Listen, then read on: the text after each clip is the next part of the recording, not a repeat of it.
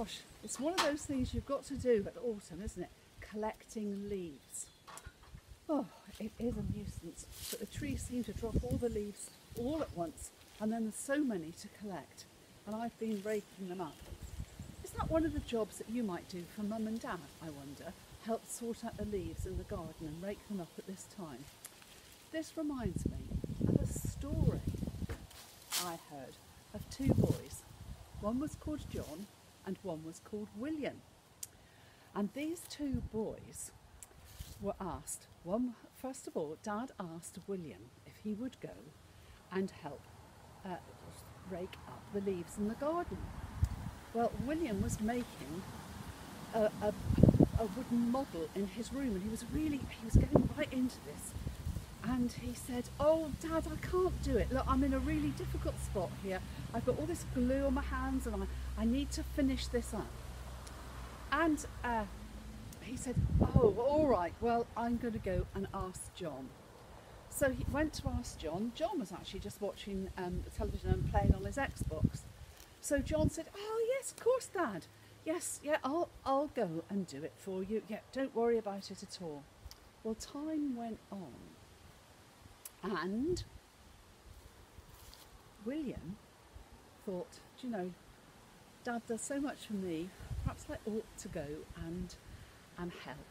Perhaps I could just get this glue off my hands now, and I could actually go and do some raking up of the leaves out in the garden."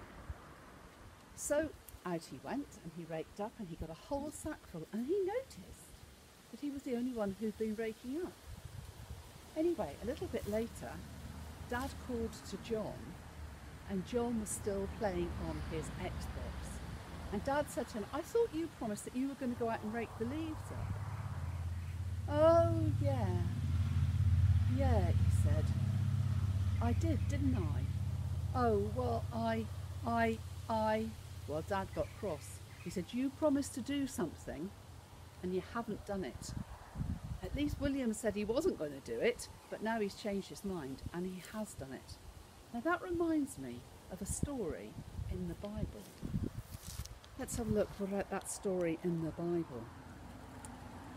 See, Jesus told a similar story to show how different people obey God in different ways when he has called them to do something. In Jesus' there was a parable of two sons, just like John and William. Therefore, like John and William, the two sons in Jesus' story had been asked by their father to go and work in his vineyard, where he, of course, was planting and picking vines, grapes. And just as the two boys, John and William, one answered no, that he was too busy, but eventually he went and did it, and the other boy answered yes, but he didn't go and do it. Jesus wanted us to realise that what we do is actually more important than what we say. Jesus wants us to say yes when he tells us to love one another.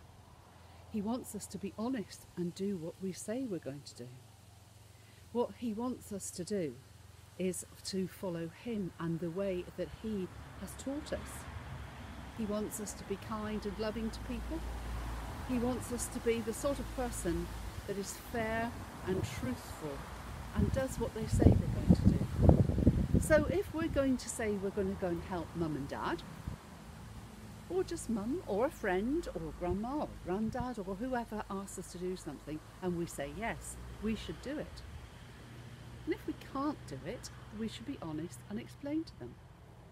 But most importantly, what Jesus wanted us to do in our parable is that when God asks us to love other people as ourselves, and we say, of course we're going to do that, is that we really do that. So we need to think about that, and we think about the things that we're going to do, and we think about being truthful and honest, and when we're asked to do something, that we actually get on and we do it, and we don't just talk about it, we actually do what we're asked.